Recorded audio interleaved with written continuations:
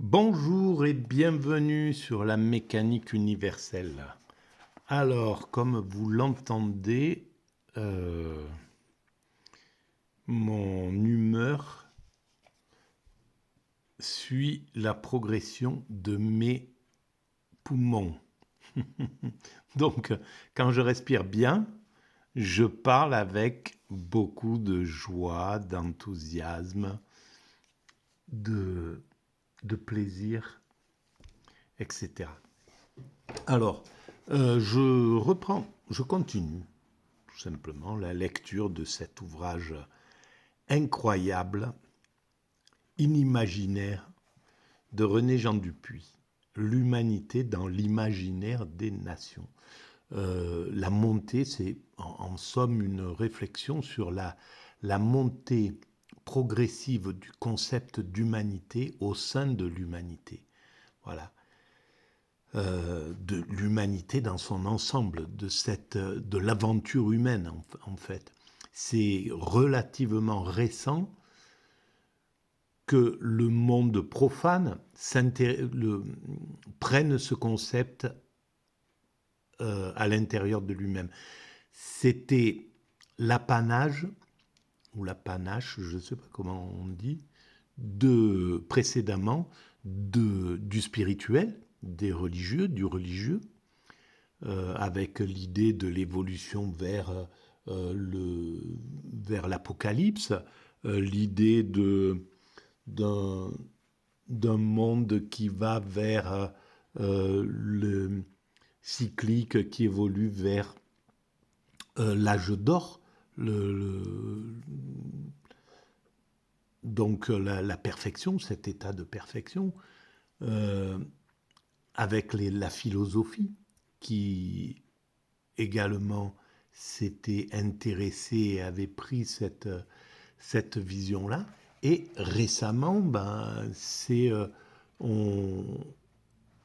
cette idée rentre vraiment dans les mœurs. C'est-à-dire que maintenant, voilà, on a la conscience d'appartenir à l'humanité. Et de plus en plus, voilà, juste, et là on peut dire que les médias, la télévision, le fait que maintenant on est 7 milliards sur cette planète, je pense que quasiment les 7 milliards voient la télé, regardent la télévision, regardent des, des, des choses passées à la télévision, d'autres cultures, d'autres d'autres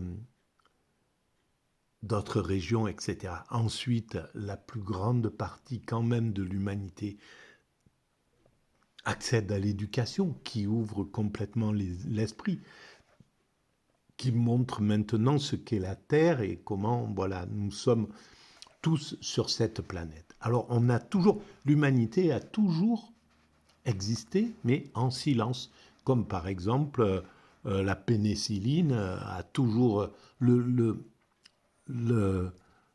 les structures de la pénicilline ont toujours existé sur la planète, mais il a fallu attendre que Fleming accidentellement découvre ses bienfaits. Voilà. Et bien, l'humanité, depuis qu'on s'est distingué des autres primates, chaque être humain qui appartient à notre espèce a travaillé entièrement et égalitairement à l'évolution de l'humanité. Tous, voilà, d'une manière ou d'une autre, simplement pas en ayant procréé, en ayant voilà, agi, découvert, etc., etc.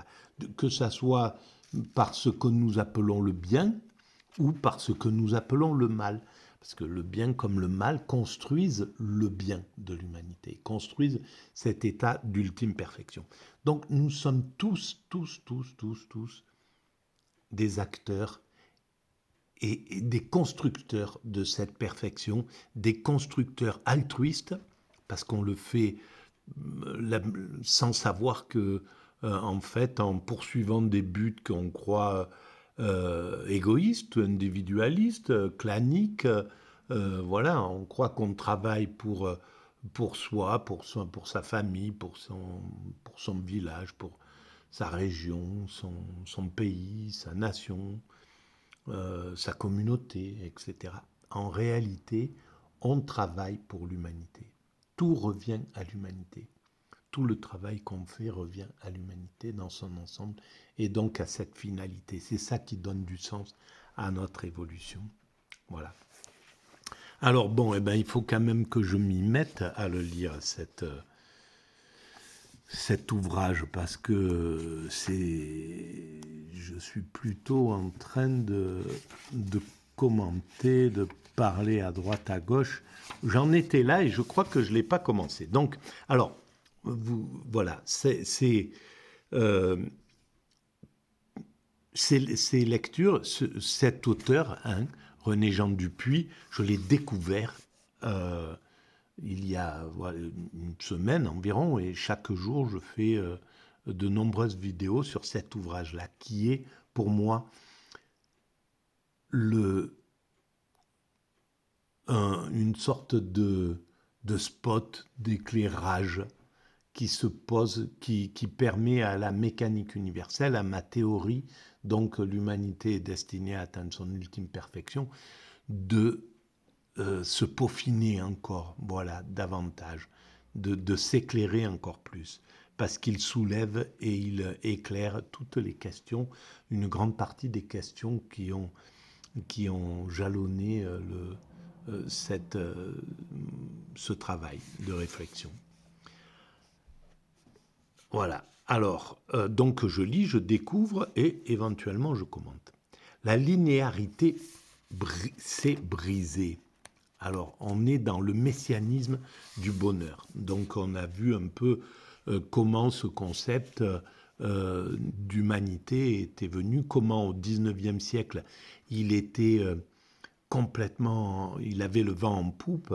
La philosophie vraiment s'intéressait profondément à ce concept avec Marx, Proudhon, Comte, etc. Donc l'idée que l'humanité, que le progrès entraînait l'humanité vers sa perfection était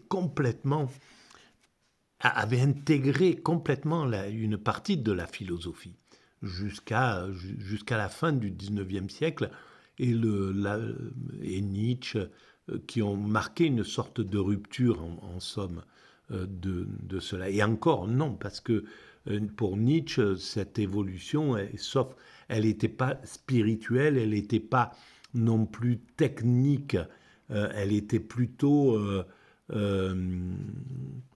elle n'allait pas dans le bon sens, en somme, pour lui. Mais il s'intéressait toujours à ce cheminement. Il était conscient que l'humanité était sur un chemin, mais il avait le sentiment que le fait d'aller vers le progrès technique et puis vers le progrès spirituel, c'était pas intéressant, c'était pas ça. Il valait mieux retourner vers un progrès plus primaire, plus primate, on pourrait dire, plus antique, plus archaïque, le progrès aristocratique en fait. Voilà, un progrès avec une élite et puis donc voilà, en fait, il contestait l'évolution intuitive de l'humanité. On ne peut pas la contester parce c'est son chemin. L'humanité, elle évolue dans un sens. On va vers toujours plus de démocratie, même s'il y a des périodes comme celle que nous vivons qui sont totalement en recul oligarchique, mais globalement, l'humanité évolue vers plus de liberté, plus d'égalité, plus de démocratie, donc moins d'aristocratie, moins d'élitisme discriminant, moins d'inégalité, etc. Voilà. Et ça, c'est pour la globalité. Alors, naguère encore, je commence à lire et je découvre en même temps. Naguère encore, les hommes vivaient comme si la terre eût été inépuisable, la mer incorruptible, l'espèce humaine immortelle. Ça, je l'ai lu hier, donc cette partie-là. Donc, je vais juste me contenter de le relire. Dans cet univers d'éternité, ils menaient une vie instinctive que l'on détruisit des ressources, que l'on s'entretuât, tout continuerait toujours. Voilà, et on n'était pas arrivé à l'époque de la possibilité de nous autodétruire comme nous en sommes là actuellement. Et ça a changé complètement notre état d'esprit. Et c'est très important en fait.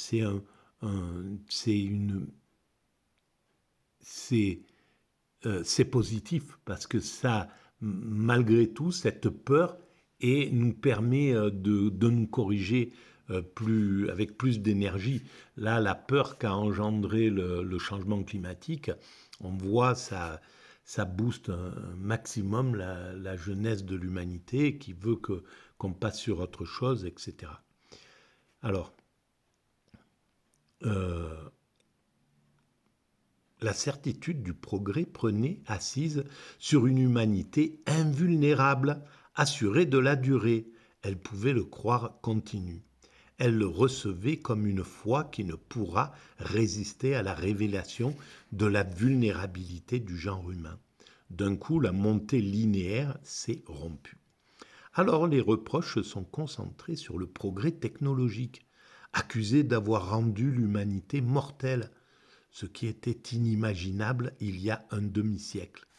Cet ouvrage a été écrit par René Jean Dupuy en 1999, un peu juste après la chute du mur de Berlin et avant que le libéralisme devienne ce néolibéralisme mortifère et abuseur, tout-puissant, devenu tout-puissant. Voilà.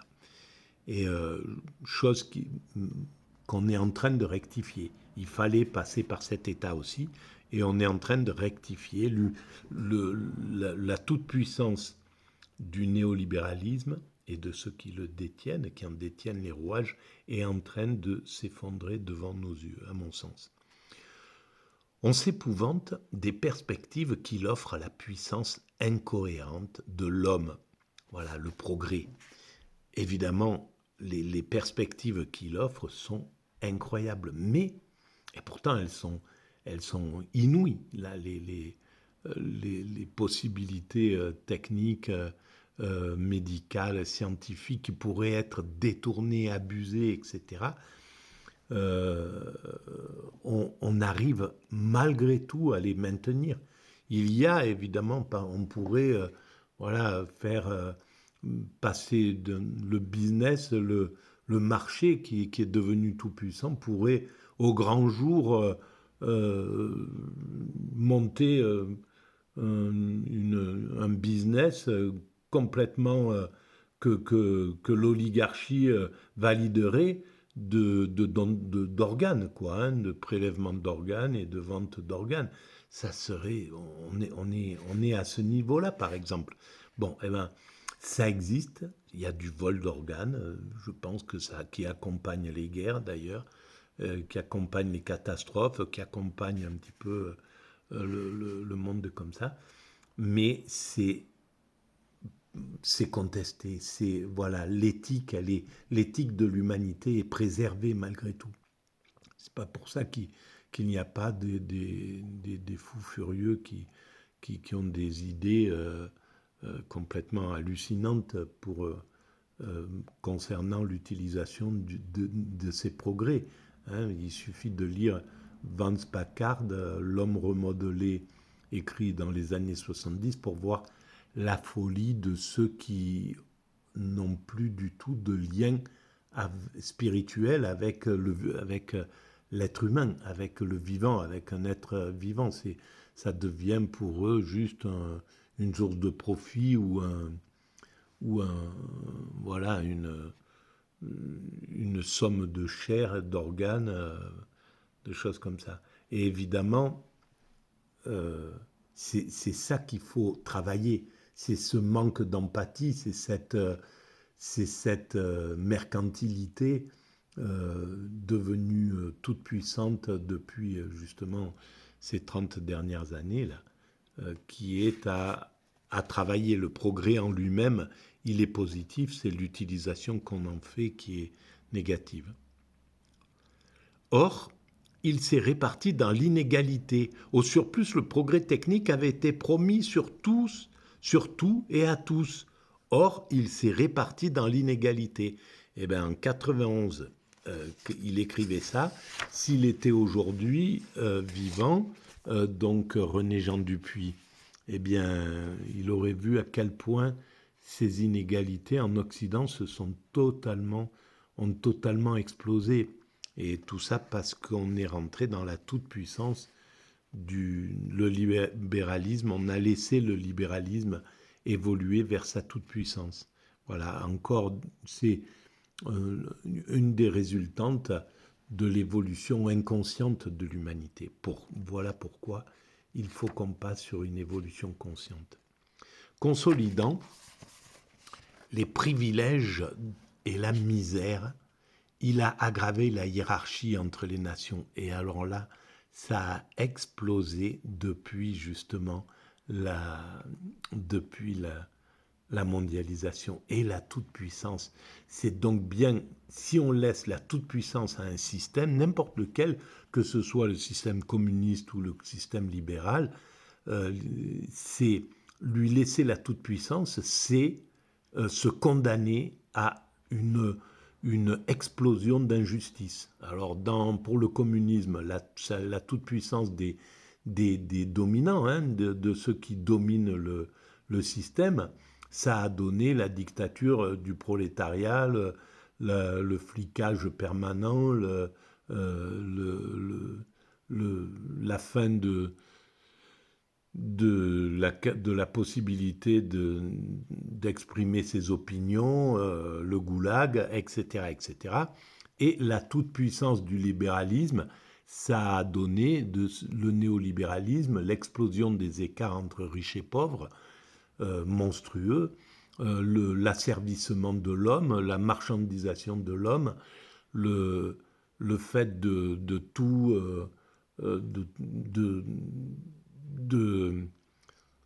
de faire des médias juste un truc de foire, voilà,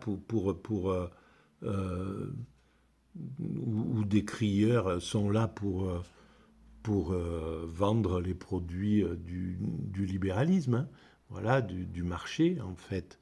Et donc c'est juste devenu un truc de, comment on dit, c'est ceux qui vendent les casseroles à la criée avec un bagout énorme, bah, ils sont complètement... ils sont représentés par nos animateurs. Les animateurs des jeux, c'est exactement des camelots, c'est uniquement des camelots. Et c'est le marché, en s'accaparant les médias, il a mis des camelots à la place des journalistes, quoi. Donc, il n'a plus besoin, c'est du binaire. Regardez mes casseroles, voilà, c'est ça. C'est pas 10 euros que je vous dis. Pas 8, pas 7, pas 6, mais 5 euros pour une casserole et je vous en mets 40 en plus, etc. Voilà, on est dans ce monde-là et ça, c'est l'oligarchie depuis qu'il a pris les médias qui a amené cet état-là. Alors, le déchaînement des rancunes contre la philosophie progressiste, justement, alors donc la philosophie progressiste, je pense qu'il parle justement du 19e siècle, des Fourier, des Comte, des Proudhon, des Marx, etc., qui disaient qu'en fait, voilà, l'humanité évolue vers le progrès, amène l'humanité vers sa perfection. Alors, progressiste qui avait dominé le système culturel européen, a conduit à s'en prendre à la science elle-même. Le procès n'était pas nouveau.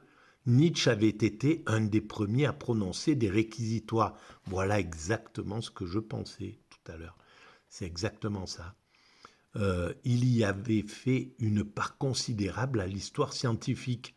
Voilà, donc il devait être complètement révolté contre l'histoire, contre les progrès scientifiques qui, sans doute,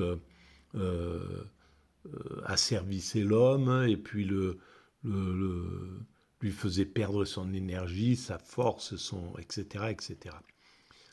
On se souvient des assauts conduits par Péguy contre Langlois et Lavis. Ben ça, j'aimerais bien m'en souvenir moi aussi, mais j'ai pas votre culture malheureusement, mon cher monsieur Dupuis, que je vous remercie euh, mille fois de mettre au service des gens comme moi la culture comme ça. Alors, contre Langlois et Lavis, ça me donne envie de comprendre qu'est-ce qui était écrit par Langlois et Lavis. J'essaierai de regarder ça. Historien positiviste à la méthode stérilisante, disait sans doute Péguy. Pourquoi stérilisante? À laquelle il préfère le récit légendaire qui restitue à la ferveur ses premiers éléments, ses premiers élans. Voilà, un peu comme Nietzsche d'ailleurs. Voilà, c'est en fait, c'est les réactionnaires qui sont révoltés de voir l'humanité qui perd ses bases machistes, ses bases dures, quoi, comme on le voit aujourd'hui. Les réactionnaires luttent contre le wokisme, contre voilà, contre l'évolution des mœurs. Alors, en même temps, c'est tout à fait normal, parce que ça évite les accélérations trop intenses. C'est évident que là, il y a quelque chose il y a une évolution qui est mise en place, par exemple, pour la diversité sexuelle, pour le respect de chaque des minorités, etc. C'est très, très important. Mais il y a des pans de cette évolution qui vont très loin, qui vont à voilà, qui essayent d'utiliser l'énergie pour pousser encore un peu plus loin. Et ça peut choquer des gens les réactionnaires en réalité, cette accélération des mœurs, de l'évolution des mœurs. Et donc il y a cette lutte, les réactionnaires freinent, essayent même d'arrêter ou d'inverser le processus. Ils n'y arrivent jamais, mais en réalité, ils freinent le mouvement pour qu'il soit supportable, hein, sans le savoir. Hein, ils réfléchissent pas à ça, mais en freinant cette évolution, l'humanité, ça rend cette évolution plus supportable pour l'ensemble humain. Voilà. C'est comme ça. Les mœurs peuvent. Il y a un temps d'évolution qui, qui est légitime. Et ce temps, on le retrouve dans l'évolution d'un être humain, sauf qu'il est beaucoup plus lent pour l'humanité. Mais pour un être humain, quand il est dans son adolescence, qui commence à voir son corps changer, à voir des poils arriver sur son pubis, etc., changer, voir sa physionomie changer, il y a un temps d'adaptation. Il faut prendre. Voilà, c'est pas quelque chose qui se fait brutalement. Si on passait brutalement de l'enfance à l'adolescence, ça serait sans doute insupportable. Donc c'est comme ça. Et pour l'humanité, c'est la même chose. Donc tout est parfait dans le meilleur des mondes, en somme. Donc grief qui touche une question plus vaste. Comment l'être humain se situe-t-il dans l'univers? Comment se le représente-t-il pour y déterminer sa place? Des diverses démarches qu'il adopte, comme le mythe, la magie, la religion, l'art, la science, la primauté de celle-ci n'est plus indiscutée. Pour ceux qui le contestent, son privilège serait abusif, car l'approche scientifique ne constitue que l'une des façons pour l'homme de se mettre en relation avec la nature. Et oui, bien sûr, il devrait être saisi à travers l'ensemble de ses rapports avec elle. Débat tronqué, on met en cause le progrès et la science dans leurs principes, alors qu'en définitive, les accusations prennent pour cible certaines de leurs applications, incomplètes, maladroites ou injustes. Moi, je dirais, c'est même pas leurs applications, c'est l'état d'esprit dans lequel ils sont appliqués. Et oui, donc leur application, évidemment, c'est vrai. L'ampleur du dépit eût été plus réduite si l'on avait su résister à la séduction de la linéarité, si au lieu de la tenir pour irrésistible, on avait réalisé que tout progrès doit en fait composer avec des facteurs de régression. C'est exactement ce que je suis en train de dire.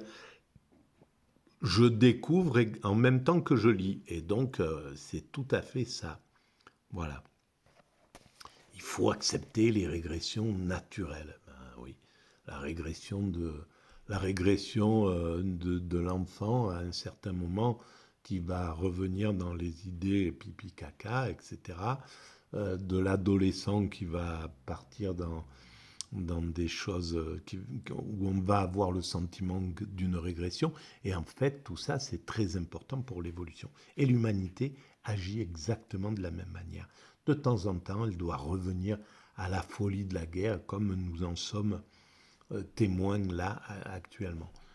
Une folie, à chaque fois, ça me fait du mal de parler de cette guerre comme une guerre comme si c'était la première pour nous.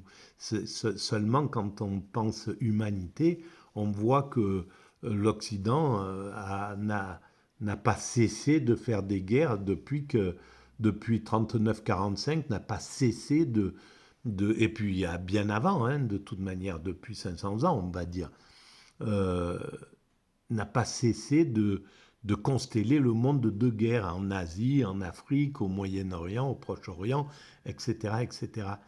Sur tous les continents, euh, les guerres ont été là. Sauf que les médias, s'ils étaient libres dans les années justement de la guerre du Vietnam et qu'ils ont pu, pas en montrant la réalité de la violence de la guerre, faire cesser cette guerre, influer pour faire cesser cette guerre, au lieu de continuer dans cette lancée et donc de montrer de plus en plus les dévastations et les conséquences de la guerre, à partir justement du moment où l'oligarchie a acheté les médias, a privatisé, où le capitalisme a vaincu le communisme et donc rentré dans un libéralisme forcené, en achetant les médias, il a fait en sorte que plus personne ne montre la guerre telle qu'elle est en réalité.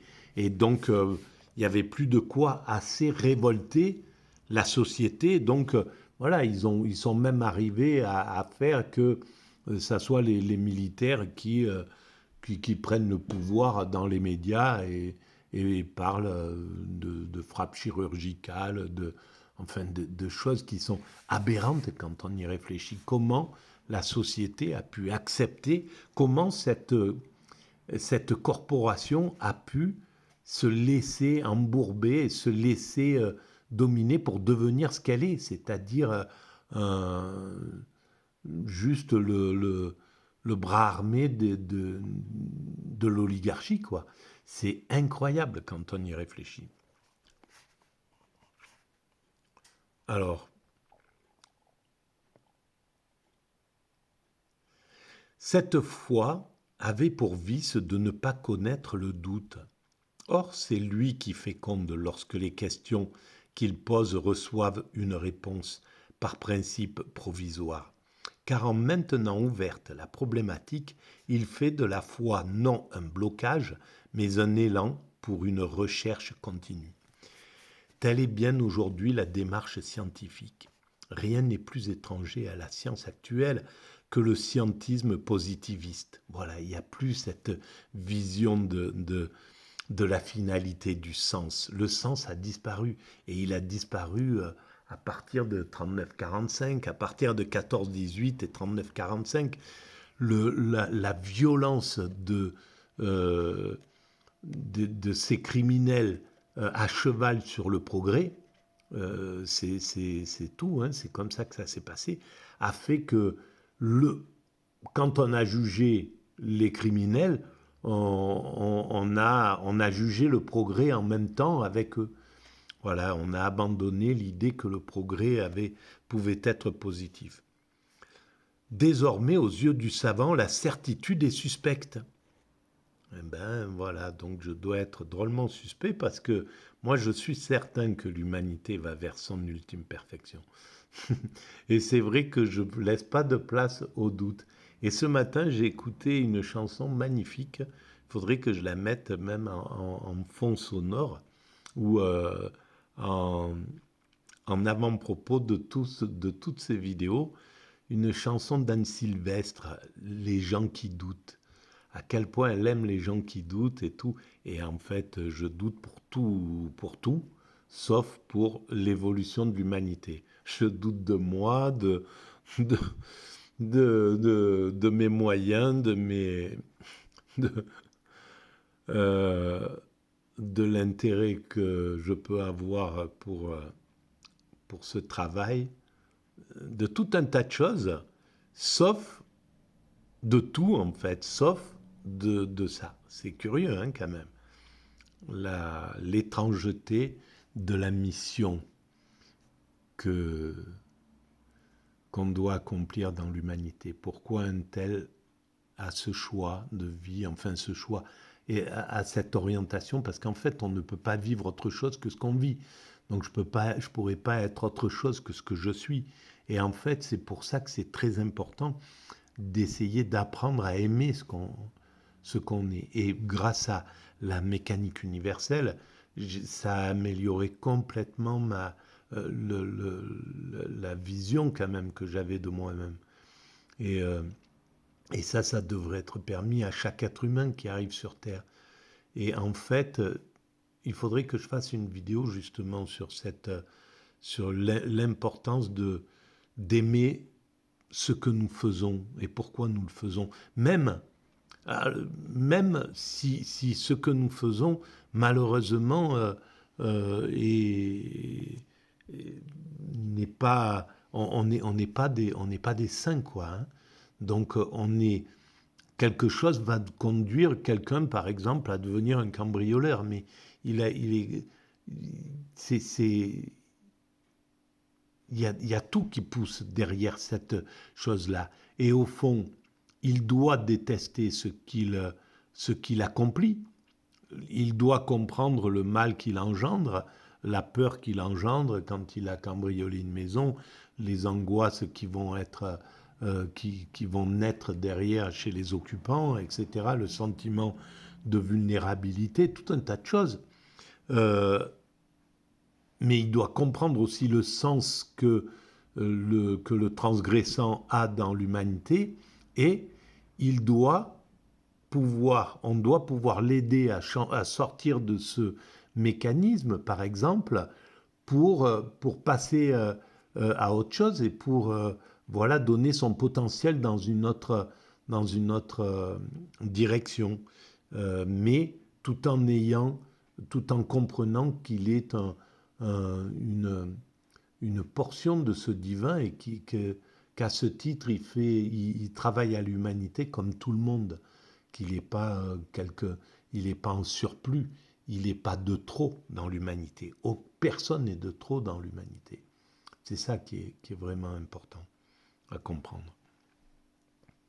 La seule chose, c'est qu'on ne peut pas cautionner, et on doit aider quelqu'un qui est dans la maltraitance d'autrui, d'une façon ou d'une autre, à changer de cap et à passer de l'autre côté. Enfin, imputer au progrès scientifique et technique la vulnérabilité nouvelle de l'humanité participe d'une contradiction. Ben bien sûr, tout à fait. En réalité, cette croissance du savoir et du pouvoir met à la charge des hommes une responsabilité illimitée. C'est ce qu'il ne lui pardonne pas. Et bien sûr, et comme il ne prend pas ses responsabilités, on accuse autrui. C'est le principe de tous ceux qui ne prennent pas leurs responsabilités. Mais c'est ta faute si j'ai été violent avec toi, c'est ta faute parce que tu m'as mis en colère, parce que, etc., etc., par exemple.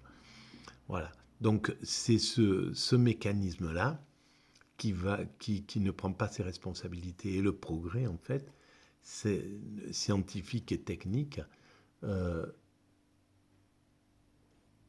demande à ce qu'on le travaille avec de plus en plus de responsabilités. Voilà, le système de responsabilité augmente à mesure que le progrès augmente dans l'humanité et rend les choses de plus en plus vulnérables. Justement, cette vulnérabilité chez nous, elle est fondamentale. Il reste que le savant parle un langage d'humanité. C'est à elle qu'il s'adresse, à l'humanité. C'est ça qui est intéressant. Sa conscience le conduit à s'interroger sur la signification de ce destinataire de ses travaux. C'est ce qui s'est passé avec Einstein, avec tous ceux qui ont construit la bombe atomique, par exemple. Ils ont eu, d'un seul coup, ils ont eu une élévation de leur conscience de l'humanité qui était incroyable, quoi. Voilà, qui était proprement magique, cette vision. Euh, et donc, ils ont construit quelque chose qui au fond, a obligé l'humanité à accélérer sa vision de l'humanité et à comprendre que maintenant, c'est l'humanité dans son ensemble qui est en jeu. Voilà. Donc tout est là. Et pourtant, cette bombe, cette invention a construit, a créé quelque chose d'hallucinant. On est bien d'accord. Et avec les Américains à la manœuvre. Euh, et voilà. Bon, bref, on le sait, quoi. La promotion de l'humanité n'est pas une idée morte, mais elle s'insère ainsi dans un mythe incitateur d'une recherche toujours en partance. Voilà, eh bien oui, elle n'est pas une lettre morte, la promotion de l'humanité. En 91 encore, c'était le début. Je pense que c'est le grand bouleversement. Ça a été, les grandes périodes ont été la création du tribunal pour juger les crimes contre l'humanité. Ensuite, euh, l'apparition du communisme, d'abord l'apparition du communisme d'État avec l'URSS, avec voilà, d'abord la Russie, avec cette idée complètement généreuse de fusionner, d'amener l'ensemble humain à la fraternité, etc.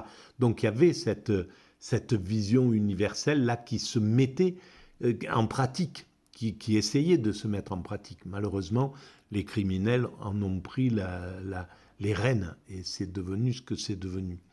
Mais voilà. Et après, donc, le tribunal contre les crimes contre l'humanité ont posé les bases de cette vision de l'ensemble humain. Et maintenant, nous sommes là-dedans. Moi, je ne peux même pas penser une autre appartenance que celle-ci. Ce qui fait de moi un mauvais père, d'ailleurs. Hein. J'ai un mauvais père, quelqu'un où je n'ai pas d'esprit de clan, quasiment. J'ai pas d'esprit familial. La famille, c'est quelque chose elle est là.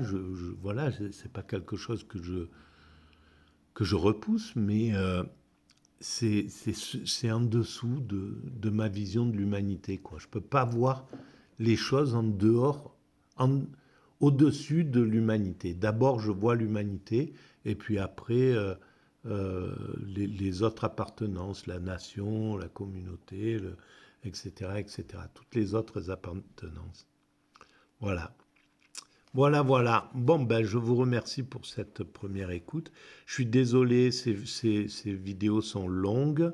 Je me fatigue facilement et donc je finis par, vers les fins des vidéos qui sont très longues, par être un peu moins visibles. Et puis voilà. Et puis je m'excuse parce que je m'excuse d'habitude naturellement. Je suis dans ce mouvement, voilà, mental. Alors excusez-moi de m'excuser en permanence. À très bientôt. Merci. Et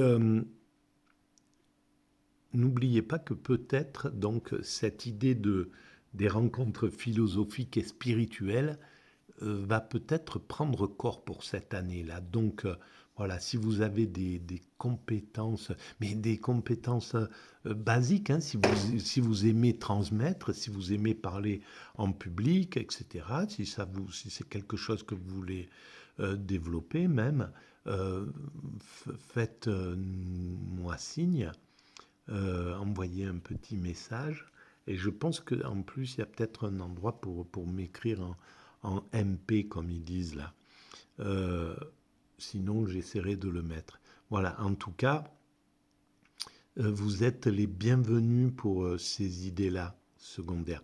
Je vais faire peut-être une petite vidéo à ce sujet. Allez, je vous remercie, à très bientôt.